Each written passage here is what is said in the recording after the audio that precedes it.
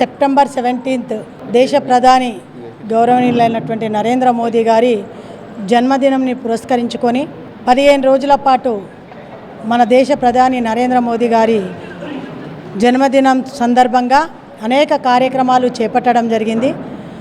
ఎందుకంటే హంగు ఆర్భాటాలకు పోయి పనికిరానటువంటి కార్యక్రమాలు చేసే కంటే 10 మంది ప్రజలకు పనికొచ్చే కార్యక్రమాలు చేయాలి అనేది మోదీ గారి నిర్దేశం.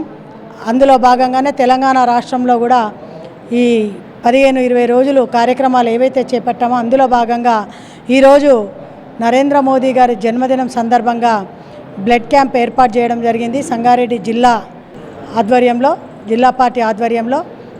అందులో భాగంగా ఈరోజు ఇక్కడ పెద్ద ఎత్తున యువత అందరూ వచ్చి మరి రక్తదానం ఇవ్వడం చాలా సంతోషకరమైనటువంటి విషయం.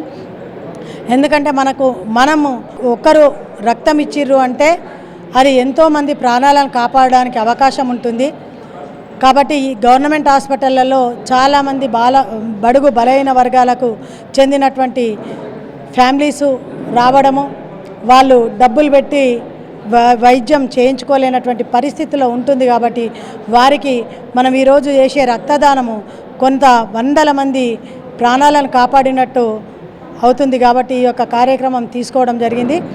ఈ యొక్క కార్యక్రమం కూడా దేశ ప్రధాని నరేంద్ర మోదీ గారు చేస్తున్నటువంటి మన భారతదేశాన్ని మరి గతంలో కూడా ఎక్కడో ఉన్నటువంటి మన భారతదేశాన్ని 5వ స్థానంలో నిలబెట్టినటువంటి ప్రధానమంత్రి నరేంద్ర మోదీ గారు రాబోయే రోజులలో అగ్రస్థానానికి తీసుకొస్తారు అనే నమ్మకం అందరికీ కూడా ఉంది.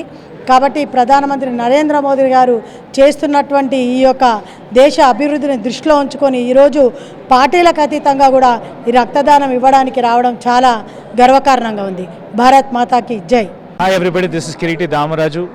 Like, share and subscribe to Saira TV. ఓ సైరా.